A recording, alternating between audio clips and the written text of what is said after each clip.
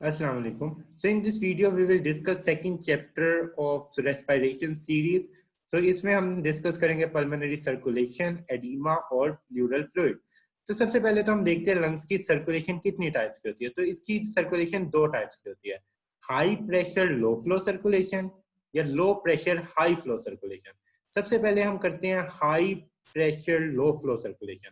तो दो तरह कैसे सर्कुलेशन होती है. एक वो सर्कुलेशन है जो कि हमारे पास लंग्स में ब्लड लाती है ताकि वहां पे गैसियस एक्सचेंज हो सके, कार्बन डाइऑक्साइड रिमूव हो जाए और हमारे पास ऑक्सीजनेशन हो जाए ब्लड की, तो ताकि वो पूरी बॉडी में पंप हो सके. उसके अलावा एक ब्लड सप्लाई वो होती है लंग्स की जो कि लंग्स को ब्लड प्रोवाइड करती है कि वो फंक्शन कर सके. अब देखिए लंग्स का काम ये है कि उसने ब्लड में ऑक्सीजन एक्सचेंज करना है, लेकिन लंग्स को भी तो न्यूट्रिशन रिक्वायर है ना. तो उसको जो सर्कुलेशन प्रोवाइड करती है न्यूट्रिशन, और उसको जो सर्कुलेशन ब्लड प्रोवाइड करती है वो होती है high pressure low flow circulation, और ये पार्ट होती है सिस्टेमिक सर्कुलेशन का. दूसरी हम जो पढ़ेंगे वो होगी पल्मोनरी सर्कुलेशन. जो high pressure low flow circulation है, ये सिस्टेमिक सर्कुलेशन का पार्ट होती है. ये हमारे पास किस किस को सप्लाई करेगी, ये ट्रैकिया को सप्लाई करती है, ब्रोंकियल ट्री को सप्लाई करती है. इवन जो पल्मोनरी आर्टरी का एडवेंटिशिया होता है ना, अब जो वेसल्स होती है वो भी सेल्स से बनी होती है, उनको भी ब्लड रिक्वायर होता है. तो इवन ये जो वेसल्स होती है ना सिस्टेमिक सर्कुलेशन की, ये उन पल्मोनरी आर्टरी के एडवेंटिशिया और वेन के एडवेंटिशिया को भी ब्लड सप्लाई करती है. और इन आर्टरीज को हम कहते हैं bronchial arteries. Bronchial artery systemic circulation का पार्ट है. और ये हमारे पास अराइज कहाँ से होती है, ये हमारे पास अराइज होती है सिस्टेमिक, ये हमारे पास अराइज होती है एओर्टा से. थोरेसिक एओर्टा में से हमारे पास ब्रोंकियल आर्टरी अराइज होती है जो कि इन स्ट्रक्चर्स को ब्लड सप्लाई करती है ताकि उनको न्यूट्रिशन पहुंचा सके. जो दूसरी ब्लड सप्लाई है वो है low pressure and high flow circulation. इसमें लो प्रेशर है बट हाई फ्लो सर्कुलेशन है, और ये हमारे पास होती है पल्मोनरी सप्लाई. जो हमारे पास सारा डीऑक्सीजनेटेड ब्लड आता है राइट एट्रियम में, वो पल्मोनरी आर्टरी के थ्रू जाता है लंग्स में ताकि ऑक्सीजन ऐड हो सके, कार्बन डाइऑक्साइड रिमूव हो सके. और जो ये सारी सर्कुलेशन है पल्मोनरी सर्कुलेशन, इसको हम कहते हैं लो pressure high flow circulation. Next अब हम पढ़ते हैं physiological anatomy of the pulmonary circulatory system. तो इसमें हम देखते हैं कि जो पल्मोनरी आर्टरी होती है ना, आपको पता है उसकी जो वॉल की थिकनेस होती है वो 1/3 टू द एओर्टा होती है, बिकॉज पल्मोनरी आर्टरी ने कम प्रेशर फेस करना होता है जबकि एओर्टा में बहुत ज्यादा प्रेशर लगना होता है, और उसकी वैसे भी थिकनेस ज्यादा होती है. लेकिन एक जो इम्पोर्टेंट बात है वो याद रखनी है कि हमारे पास जो ये थिन है और डिस्टेंसेबल है और इसकी कंप्लायंस लार्ज है.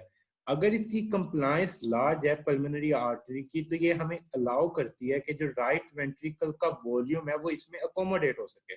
बिकॉज द रीजन ये कि हमारे पास जो पल्मोनरी सर्कुलेशन है वो तो बहुत छोटी सी है, उसमें पल्मोनरी आर्टरी आएगी, उसकी स्मॉल ब्रांचेस होती हैं, और फिर उसके बाद कैपिलरी पल्मोनरी वेन, मतलब. और जबकि सिस्टेमिक सर्कुलेशन उसमें आप देखें कि आपकी पूरी बॉडी में आर्टरीज है, कोई ब्रेन में है, और वो जो सारा वीनस रिटर्न आ रहा होता है राइट वेंट्रिकल में, वो जो सारा वीनस रिटर्न है वो पंप होना होता है लंग्स में, और उसने फिर बॉडी में पंप होना होता है. यानी क्योंकि हमने पढ़ा कि venous return is equal to the cardiac output, यानी वीनस रिटर्न भी उतना ही होता है ऑलमोस्ट जितना कार्डिक आउटपुट होना चाहिए ऑलमोस्ट.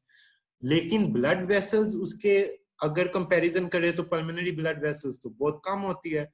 तो उसमें हमें सारा ब्लड अगर अकोमोडेट करना पड़ना है तो उसकी कंप्लायंस बहुत लार्ज होनी चाहिए, जो कि मैं सर्कुलेशन की वीडियो में बहुत अच्छे से एक्सप्लेन कर चुका हूँ.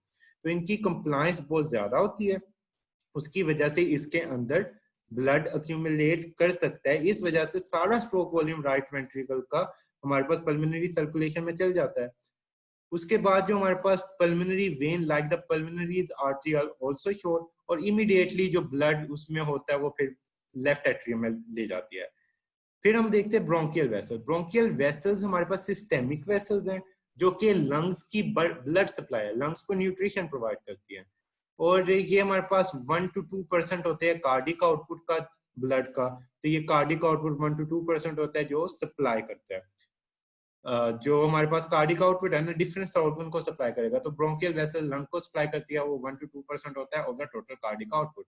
इसमें हमारे पास जो होता है ना, अब उसने सप्लाई कर दिया, सप्लाई करने के बाद ब्लड जो ब्रोंकियल वेसल का वो होगा डीऑक्सीजनेटेड, और ये जो ब्लड होता है ना, अब डीऑक्सीजनेटेड ब्लड को असूलन कहाँ पे जाना चाहिए था, राइट एट्रियम में, बट ये हमारे पास आके ड्रेन होती है जो ब्रोंकियल वेसल्स होती है लेफ्ट एट्रियम में, और वो फिर जाता है लेफ्ट वेंट्रिकल में। इसलिए जो हमारे पास लेफ्ट साइड का जो कार्डिक आउटपुट है ना, वो 1 to 2% ग्रेटर होता है।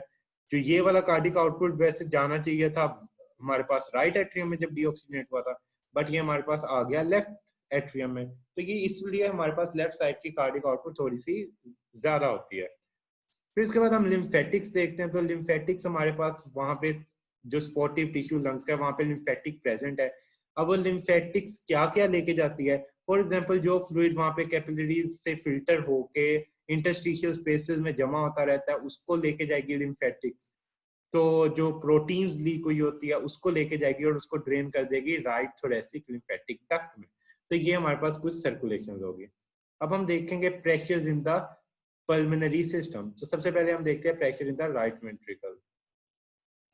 तो जो राइट वेंट्रिकल में हमारे पास प्रेशर है, एक हम देखते होते हैं सिस्टोलिक प्रेशर, एक डायस्टोलिक। तो पल्मोनरी का हमारा सिस्टोलिक प्रेशर है 25 मिलीमीटर ऑफ Hg, और डायस्टोलिक ऑलमोस्ट 0 to 1 है मिलीमीटर ऑफ Hg। तो ये हमारे पास अगर हम देखें अपनी दूसरी सर्कुलेशन को, सिस्टेमिक सर्कुलेशन को, लेफ्ट वेंट्रिकल को, तो वहां पे तो ये हमारे पास ऑलमोस्ट 5 टाइम्स ज्यादा होता है। वो ऑलमोस्ट 120 के राउंड अबाउट होता है, तो वो इससे 5 टाइम्स ज्यादा होता है, वो बहुत ज्यादा होता है। तो इसलिए उस सिस्टम को, सिस्टेमिक सिस्टम को हम कहते हैं हाई प्रेशर सिस्टम, और इसको कहते हैं हम पल्मोनरी सिस्टम को हम लो प्रेशर सिस्टम। अब हम देखते हैं pressure in the pulmonary artery. हमने अभी देखा राइट वेंट्रिकल में, अब पल्मोनरी आर्टरी में प्रेशर देखेंगे।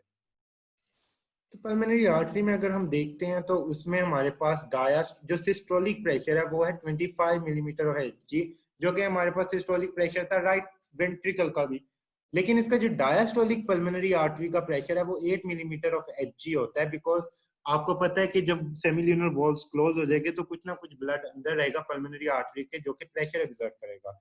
तो वो 8 मिलीमीटर ऑफ Hg होता है। तो इसका अगर हम एवरेज लेते हैं तो मीन अगर पल्मोनरी आर्टीरियल प्रेशर जो हम फाइंड करते हैं वो हमारे पास आता है 15 मिलीमीटर ऑफ Hg। जिस तरह आप लोगों ने जो सिस्टेमिक सर्कुलेशन है उसका पढ़ा था कि कितना कितना प्रेशर होता है, इस तरह पल्मोनरी का भी आपको याद होना चाहिए। अब हमारे पास आ जाता है पल्मोनरी कैपिलरी प्रेशर। तो the mean pulmonary capillary pressure at diagram is about 7 millimetre of Hg। The importance of this low capillary pressure is discuss in detail in the later chapter. तो हम वो अभी आगे देखते हैं कि इसकी क्या डिटेल है। अब हम देखते हैं left atrial and the pulmonary Venus pressure, कि पल्मोनरी वीनस प्रेशर कितना होता है, लेफ्ट एट्रियल प्रेशर कितना होता है, बिकॉज इस पे डिपेंड करेगा कि जो लंग्स में ब्लड है उसने लेफ्ट एट्रियम में जाना है कि नहीं, क्योंकि लंग्स से ब्लड जाता है लेफ्ट एट्रियम में ताकि वो पूरी बॉडी में पंप हो सके। सो नेक्स्ट पे अब वो हमारे पास डिस्कस करते हैं कि लेफ्ट एट्रियल प्रेशर किस तरह मेजर करना है। तो लेफ्ट एट्रियल प्रेशर मेजर करने के लिए हम टेक्निक यूज करते हैं पल्मोनरी वेज प्रेशर। तो हमारे पास पल्मोनरी वेज प्रेशर हम किस तरह मेजर कर सकते हैं कि हमें arterial pressure, left arterial pressure पता लगे, क्योंकि लेफ्ट एट्रियल प्रेशर हम वैसे नहीं मेजर कर सकते। तो इसमें हम क्या करते हैं, हम कैथीटर को इंसर्ट करते हैं किसी सिस्टम पेरिफेरल वेन से। पेरिफेरल वेन पता है आपको, थ्रू वेना केवा जाएगी राइट एट्रियम में, राइट एट्रियम के पास जाती है वो पल्मोनरी आर्टरी में। अब पल्मोनरी आर्टरी की कोई स्मॉल ब्रांच ब्लॉक कर देते हैं। जब वो ब्रांच ब्लॉक होगी तो उस पर प्रेशर लगेगा। अब जो वो प्रेशर लगा हुआ है वो जो उस तब प्रेशर लगेगा जब ब्लॉक कर दी, पीछे सारा प्रेशर ब्लड का लग रहा है, तो वो हमारे पास होता है वेज प्रेशर, जो कि हमारे पास होता है ऑलमोस्ट 5 मिलीमीटर ऑफ Hg। क्योंकि इसमें कंप्लीट ब्लड स्टॉप हुआ होता है, इस वजह से ये प्रेशर स्लाइटली हायर होता है लेफ्ट एट्रिया से। तो ये स्लाइटली हायर होता है लेफ्ट एट्रिया से। तो लेफ्ट एट्रिया का प्रेशर अगर हम देखें मतलब, तो ये उससे 2 to 3 मिलीमीटर Hg ग्रेटर होता है। तो अगर हम कंटिन्यूअसली वेज प्रेशर मेजर करते जाएं, अगर हम कंटिन्यूअसली, तो हम डिटेक्ट कर सकते हैं कि ये हमारे पास इंक्रीज हो रहा है कि नहीं। For example congestive heart failure के केस में left atrial pressure continuously increase हो रहा होता है, तो उसमें वेज प्रेशर भी कंटिन्यूअसली इंक्रीज हो रहा होगा। तो इसमें जस्ट उसने ये लेफ्ट एट्रिया से प्रेशर कैसे मेजर करते हैं वो बताया हुआ है। नेक्स्ट आ जाता है blood volume of the lungs. तो जो ब्लड वॉल्यूम होता है ना हमारे लंग में, हमें पता है हमारी पूरी बॉडी में जो ब्लड वॉल्यूम है वो हमारा ब्लड होता है 5 लीटर। तो उसमें से 5 लीटर में से जो ऑलमोस्ट 450 ml है, यानी 9% हमारा जो ब्लड है वो हमारे पल्मोनरी सिस्टम में एक्यूमुलेट हो सकता है। फॉर एग्जाम्पल हमारी बॉडी का अगर हम ब्लड देखें कि हमारे किस ऑर्गन में कितना कितना है, तो हमारे जो लंग्स है, पल्मोनरी सिस्टम है, इसमें हमारा 450 ml ब्लड बॉडी का एक्यूमुलेट हो सकता है। बाकी 91% सिस्टेमिक सर्कुलेशन में एक्यूमुलेटेड है, वेन्स में आपको पता है, उसके अलावा आर्टरीज में। अब जो इसमें से है ना जो हमारे लंग्स है ये एज अ ब्लड रिजर्वायर काम कर सकते हैं। किस तरह कि अगर कुछ कंडीशंस होती है कि उसमें जो हमारे लंग्स है वो उनका ये जो 450 ml है ना ये हाफ हो जाता है, और कुछ ऐसी कंडीशन है जिसमें ये डबल भी हो सकता है, ज्यादा भी हो सकता है। तो ये कम कब होता है? फॉर एग्जाम्पल जो ट्रम्पेट बजाते हैं, तो जब वो ब्लो करते हैं, अगर वो बहुत जोर से ब्लो करे ना, तो उसके अंदर जो हमारे पास है ब्लड वॉल्यूम एक्सपेल हो जाता है। तो जब हमारे पास ब्लड वॉल्यूम उसमें से एक्सपेल हो जाता है पल्मोनरी सर्कुलेशन से, तो वो सिस्टेमिक सर्कुलेशन में जाएगा ऑब्वियसली। तो कितना ब्लड वॉल्यूम किधर तक एक्सपेल हो सकता है? ऑलमोस्ट 250 ml तक हमारा जो ब्लड वॉल्यूम है वो एक्सपेल हो सकता है। यानी अगर उसमें 450 ml था हमारी पल्मोनरी सर्कुलेशन में, तो उसमें से 250 ml एक्सपेल हो गया और वो हमारी सिस्टेमिक सर्कुलेशन में आ गया। फिर उसके अलावा अब ज्यादा कब हो सकता है? तो ज्यादा में हम आगे देखते हैं। फॉर एग्जांपल कम और किस कंडीशन में हो सकता है? पहले हम कम की ही बात करते हैं कि अगर फॉर एग्जांपल हमारे पास हेमरेज हो गया, तो हमने कहा है कि लंग्स एज अ रेजरवायर अगर काम कर रहे हैं ब्लड का, कुछ ब्लड इसमें, तो जब हेमरेज होगा, सिस्टेमिक सर्कुलेशन से ब्लड निकलेगा, तो ब्लड रिक्वायर होगा, तो लंग्स में से कुछ ब्लड सिस्टेमिक सर्कुलेशन में मूव कर जाएगा उसको कंपनसेट करने के लिए। उसके अलावा कार्डिक पैथोलॉजी हम देखते हैं, इसमें हम देखते हैं कि कब ज्यादा होता है। फॉर एग्जांपल हमारा लेफ्ट साइडेड हार्ट फेलियर हो जाए, तो ये मैंने सर्कुलेशन में बहुत ज्यादा एक्सप्लेन किया था कि जब लेफ्ट साइडेड हार्ट फेलियर होता है तो क्या होता है कि हार्ट में प्रेशर इंक्रीज होता है। तो जो पल्मोनरी वेन के थ्रू हार्ट के अंदर ब्लड आना होता है वो एंटर नहीं हो पा रहा होता, क्योंकि इसका प्रेशर ही ज्यादा हुआ है। तो ये हमारे पास बैक फ्लो लगाएगा, पीछे बैक प्रेशर लगाएगा, पल्मोनरी जो फ्लो है पल्मोनरी कंजेशन हो जाएगी, वहां पे ब्लड जमा हो जाएगा, वहां पे इवन एडीमा हो जाता है। इसी तरह जो माइटल रीगर्जिटेशन और माइटल वॉल की डिजीज होती है उसमें भी यही हो रहा होता है कि लेफ्ट एट्रिया का प्रेशर ज्यादा हो रहा होता है, और जब लेफ्ट एट्रिया का प्रेशर ज्यादा होगा तो वो पीछे हमारे पास सारी जगहों पे प्रेशर इंक्रीज कर देगा, और जब सारी जगहों पे हमारे पास प्रेशर लेवल इंक्रीज हो जाता है तो हमारे पास ब्लड वहां पे इंक्रीज हो जाता है। तो इसमें उन्होंने सिर्फ यही सारी बातें बताई हुई हैं। नेक्स्ट हम देखते हैं blood flow through the lungs and it's distribution. चलिए अब देखते हैं ब्लड फ्लो जो लंग्स में से पास करता है। तो हमारा जो कार्डिक आउटपुट होता है, ये मैं बार बार बता चुका हूँ, राइट साइड ऑफ हार्ट का और लेफ्ट साइड ऑफ हार्ट का इक्वल होता है। यानी जो लंग्स में ब्लड पर मिनट कार्डिक आउटपुट जो होती है, जो ब्लड फ्लो कर रहा होता है, और जो हमारा कार्डिक आउटपुट है लेफ्ट हार्ट का, वो इक्वल होता है। फिर इसमें हमारे पास यही फिनोमिना होता है कि अगर ब्लड में हमारे पास ज्यादा ब्लड आ जाता है तो वो डिस्टेंसेबल हो जाती है, और अगर कम ब्लड आ जाता है तो उसका जो डायमीटर है वो डिक्रीज हो जाएगा। अब हमारे पास ना जो इम्पोर्टेंट चीज है वो है decrease alveolar oxygen reduce the local alveolar blood flow. For example आपके ये एल्वियोलाई में ऑक्सीजन जो इंस्पायरेशन से कर रहे हैं वो कम आ रही है, तो इधर जो इसकी जो एल्वियोलर ब्लड सप्लाई होगी ना वो हमारे पास डिक्रीज हो जाएगी। जबकि सिस्टेमिक सर्कुलेशन में आप पढ़ते थे कि जिधर हमारे पास ऑक्सीजन की कमी होती थी वहां पे वेजोडाइलेशन हो जाती थी। उधर क्यों वेजोडाइलेशन होती थी सिस्टेमिक सर्कुलेशन में? बिकॉज वहां पे अगर ऑक्सीजन की कमी हुई है तो वेजोडाइलेशन होगी, वहां पे ब्लड जाएगा और वहां पे वो न्यूट्रिएंट पहुंचा देगा। यहाँ पे एल्वियोलाई के केस में हमारे पास जो ब्लड वेसल्स है उसकी वेजो कंस्ट्रिक्शन हो जाती है अगर ऑक्सीजन की कमी हो हमारे पास एल्वियोलाई में। द रीजन इज यहाँ पे एल्वियोलाई में कमी है, तो यहाँ पे ब्लड अगर आ भी गया तो प्रॉपरली ऑक्सीजनेट नहीं होगा। तो ब्लड प्रेफर करेगा कि मैं उस जगह पे जाऊं जहाँ पे ऑक्सीजन ज्यादा है, ताकि वहां पे ब्लड और ऑक्सीजन की एक्सचेंज हो सके। तो इस वजह से इस तरह होता है। तो इसमें हम देखेंगे कि सबसे पहले तो हमें पता होना चाहिए कि blood vessel constrict with the vascular resistance increasing more than 5-fold at low oxygen level, यानी ऑक्सीजन लेवल कम हुआ वेजो कंस्ट्रिक्शन होगी इस पल्मोनरी वेसल्स में। और ये ऑपोजिट इफेक्ट है as compare to the systemic circulation. अब इसका मैकेनिज्म एग्जैक्ट नोन नहीं है, बट ये सोचा जाता है कि जो हाइपोक्सिया होता है ना, यहाँ पे हमारे पास होते हैं oxygen sensitive potassium ion channel, तो हाइपोक्सिया इन चैनल्स को इनहिबिट कर देता है। जब पोटाशियम चैनल्स इनहिबिट हो जाएंगे तो हमारे सेल के अंदर पोटाशियम इंक्रीज करेगा, पोटाशियम पॉजिटिव होता है तो अंदर का तो हमारा सेल डीपोलराइज हो जाएगा। जब सेल डीपोलराइज होता है तो क्या होगा, कैल्शियम बाहर से अंदर मूव करेगा। जब कैल्शियम मूव करेगा तो calcium is responsible for the constriction contraction. तो कैल्शियम चैनल जब ओपन हो गए वो हमारे पास कंस्ट्रिक्शन करवा देगा स्मॉल आर्टरीज और आर्टरियोल्स की। तो इस तरह ये कॉन्ट्रैक्शन का ये फिनोमिना है, तो आपको ये पता होना चाहिए। तो इसलिए अगर कोई हमारा एल्वियोलाई है ना पुअरली वेंटिलेटेड है, वहां पे ऑक्सीजन कम है, तो वहां पे लोकल वेसल्स भी कॉन्ट्रैक्ट हो जाएगी और वहां पे ब्लड फ्लो भी कम हो जाएगा। नेक्स्ट अब हम पढ़ते हैं effect of hydrostatic pressure gradient in the lungs of the regional pulmonary blood flow. अब जो नेक्स्ट हम है ये effect of hydrostatic pressure gradient. तो इसमें आपको ना बड़ा कंफ्यूज हो रहे होंगे, इसमें अब मैं पहले आप लोग को समझाता हूँ, फिर मैं डायग्रामेटिकली भी बताऊंगा। हमारे पास जैसे आप लोगों ने ब्लड के हमारे पास सर्कुलेशन के चैप्टर में पढ़ा था, जब आप स्टैंडिंग पोजीशन में होते हो तो आप ग्रेविटी का ये इफेक्ट होता है कि जो नीचे होता है ना आपका लिम्ब, आपके पाँव वाली जगह, वहां तक हमारे पास इवन जो प्रेशर होता है, आर्टीरियल प्रेशर होता है, वो 90 मिलीमीटर ऑफ Hg का डिफरेंस होता है, यानी वो ज्यादा होता है क्योंकि ग्रेविटी उस पर फोर्स लगा रही होती है। इसी तरह अब आप लोगों ने इस पे गौर करना है कि जो lowest point of the lung है ना वो normally 30 centimetre below the highest point. For example आपका लंग्स का हाईएस्ट पॉइंट को हम लेते हैं 0 और लोवेस्ट पॉइंट को हम लेते हैं 30 सेंटीमीटर, यानी हाईएस्ट पॉइंट से लोवेस्ट पॉइंट 30 सेंटीमीटर के डिफरेंस पे है। जो हमारे पास नीचे है ना 30 सेंटीमीटर, इसका जो प्रेशर ग्रेडियंट है, डिफरेंस है, वो 23 है। मतलब ये हम सपोज कर रहे हैं अगर फॉर एग्जांपल सबसे ऊपर 0 होगा प्रेशर तो सबसे नीचे 23 होगा, लेकिन वो किस तरह डिस्ट्रीब्यूशन होती है प्रेशर की वो हम देखते हैं।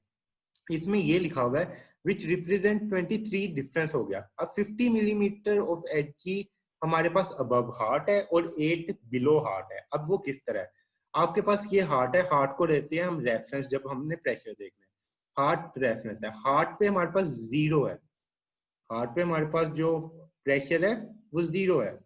जो हमारे पास है ना दैट इज पल्मोनरी आर्टीरियल, जो pulmonary arterial pressure in the upper portion of the standing person, जब बंदा खड़ा है स्टैंडिंग पोजीशन में है, तो जो अपर पोर्शन लंग्स का था जो 0 सेंटीमीटर जिसको कंसीडर किया था, वहां पे जो प्रेशर होगा वो -15 होगा।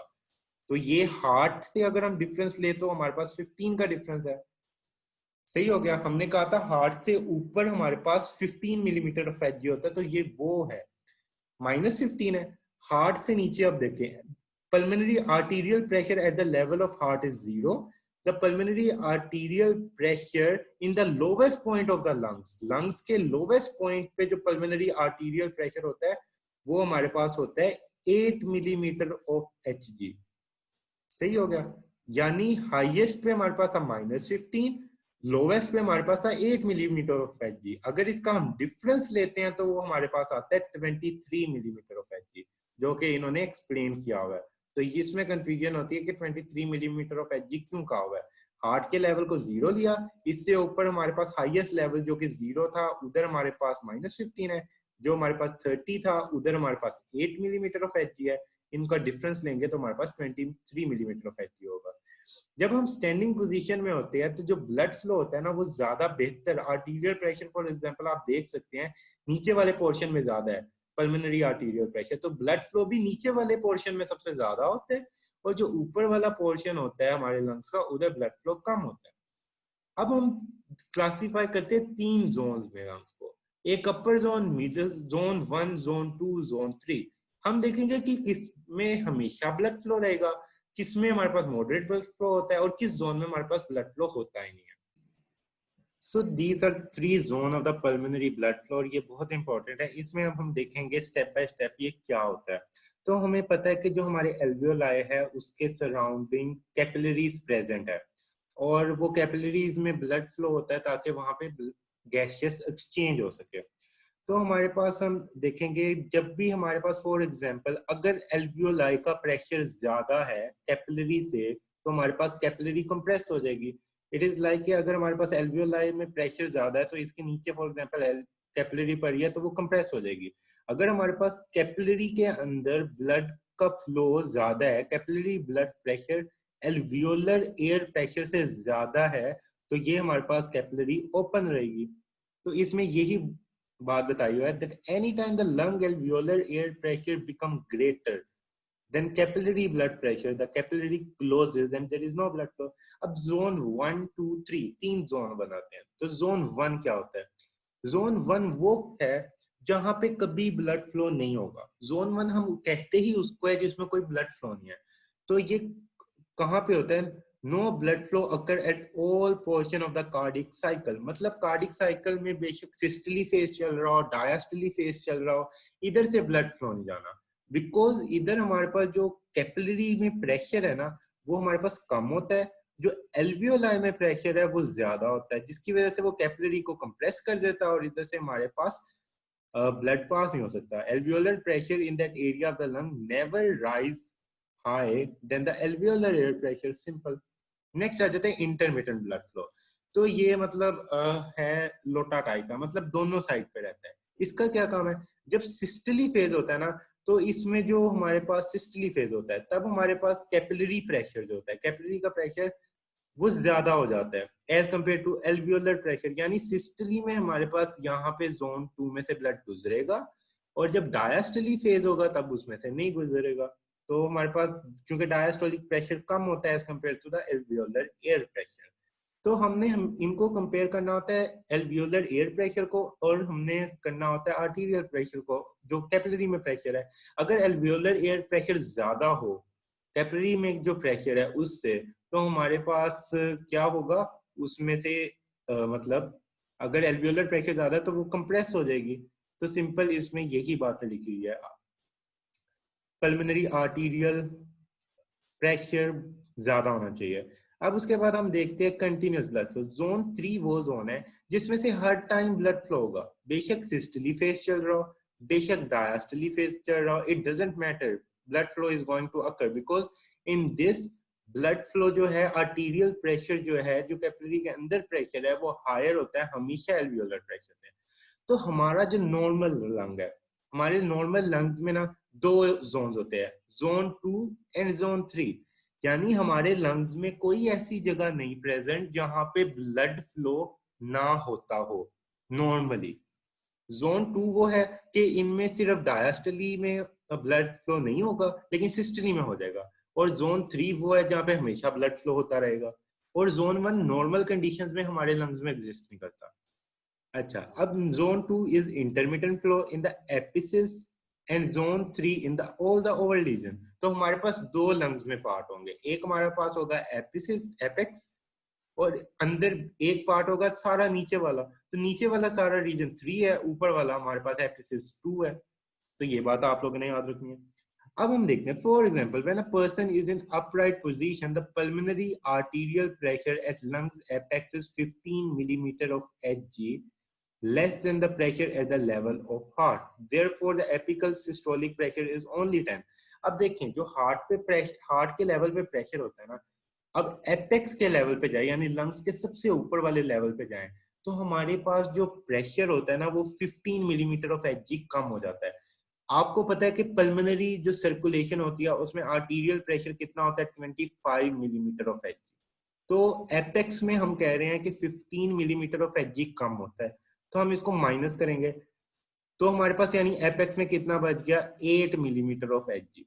ये है तब जब सिस्टोलिक फेज हो, क्योंकि 25 कब होता है जब सिस्टोलिक फेज होता है, यानी सिस्टोलिक में जोन 2 में ब्लड पास करेगा। अब सेम यही कंडीशन ले, 15 तो उधर रहना ही है ऊपर वाले एरिया में, लेकिन डायस्टोलिक प्रेशर होता है 8, उसको माइनस करें 15 से तो आंसर आएगा माइनस में, यानी हमारे पास अगर माइनस में ब्लड फ्लो है यानी तब ब्लड फ्लो नहीं हो रहा। तो हमने कहा था कि जोन 2 में डायस्टली फेज में ब्लड फ्लो नहीं होता, तो सेम यही लिखा हुआ है this 10 millimetre of Hg apical pressure is greater than the zero alveolar pressure, so blood flow through the pulmonary apical capillaries during the cardiac systole. क्योंकि एल्वियोलर प्रेशर था 0 और जो कैपिलरी का प्रेशर सिस्टोली में था वो बना 10, तो हमारे पास ब्लड फ्लो हो सकता है। लेकिन जब डायस्टली में हमने देखा तो हमारे पास आर्टीरियल ब्लड प्रेशर बना -7 और एल्वियोलाई का तो 0 ही था, तो इस वजह से अब एल्वियोलाई का ज्यादा हो गया है, इस वजह से ये हमारे पास ब्लॉकेड हो जाएगी। तो ये ही इसमें सारा लिखा हुआ है। ये जोन 2 है। हमारे यहाँ नॉर्मली जोन 2 और जोन 3 ही एग्जिस्ट करता है, तो आप लोगों ने इसके बारे में ये पढ़ लेना है। ये इसमें यही लिखा होगा, in the lower region of the lungs about 10 centimetre above the level of the heart all the way to the bottom, यानी हमारा जो हार्ट है उसे 10 सेंटीमीटर अबव से लेके नीचे तक हमारे पास जो है ना pulmonary arterial pressure during both systole and diastole remain greater, तो वो हमेशा जोन 3 में रहता है। Also, when the person is lying down, no part of the lung is more than a few centimeters above the level of heart. In this case, blood in a normal person is entirely zone 3. यानी जब आप लेटे होते हैं, normal अपस्ट्राइट position में जब खड़े होते हैं, तब आपका लंग्स में जोन 2 होता है और जोन 3 होता है, जोन 1 नहीं होता। जब आप लेट जाते हो तो जोन 2 भी गया, जोन 3 मेनली हो जाता है। अब जोन 1 कब आता है? जोन 1 का मतलब है कि आपका वहां से कोई ब्लड फ्लो अकर ही ना करे। आपका ब्लड फ्लो कब नहीं अकर करेगा? अगर हमारे पास एल्वियोलर प्रेशर हमेशा के लिए ज्यादा हो जाए as compare to the arterial pressure, जो पल्मोनरी आर्टीरियल प्रेशर लग रहा था during systole and diastole both.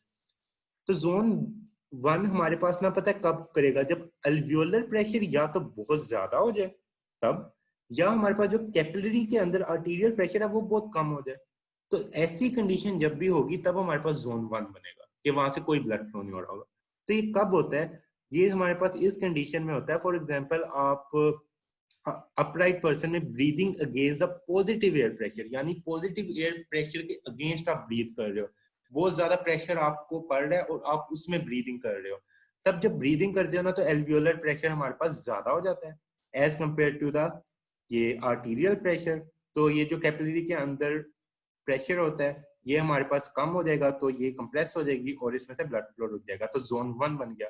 या हमारे पास हेमरेज जब हो जाए, जब ब्लड लॉस बहुत ज्यादा हो जाएगा, तो ऑब्वियसली ये हमारे पास जो प्रेशर होता है इसमें जो पल्मोनरी जो आर्टरी का सिस्टोलिक प्रेशर होगा वो हमारे पास कम हो जाएगा। तो हम इसमें आर्टीरियल भी उन्होंने कहा हुआ है, इसको कैपिलरी भी कहते हैं। तो आप लोग ये देख सकते हैं पीक और पल्मोनरी आर्टीरियल प्रेशर, बिकॉज सिस्टोली और डायस्टोली हम आर्टीरियल में डिस्कस करते हैं, तो उन्होंने आर्टीरियल और कैपिलरी अल्टरनेटिवली कहा हुआ है। आपको पता है कि एल्वियोलाई के साइड पे वो कैपिलरीज होती हैं। Exercise increase the blood flow through the all parts of the lung. जब आप एक्सरसाइज करते हैं तो पल्मोनरी वेस्कुलर प्रेशर ज्यादा हो जाता है, तो हमारे पास पल्मोनरी प्रेशर इतना ज्यादा हो जाता है कि जोन 2 जहां पे इंटरमिटेंटली हमें ब्लड फ्लो होना था वो जोन 3 में कन्वर्ट हो जाता है। तो आप लोग को ये सारी सिचुएशंस पता होनी चाहिए कि जोन 2 जोन 3 में कब कन्वर्ट होता है। एक तो जब लेटे हो या एक बहुत एक्सरसाइज कर रहे हो। और जोन 1 कब बनता है? या तो हेमरेज हो जाए या हमारे पास पॉजिटिव प्रेशर के अगेंस्ट ब्रीदिंग करें। तो यहाँ तक ये बातें थी। अब हम देखेंगे इंक्रीज कार्डियक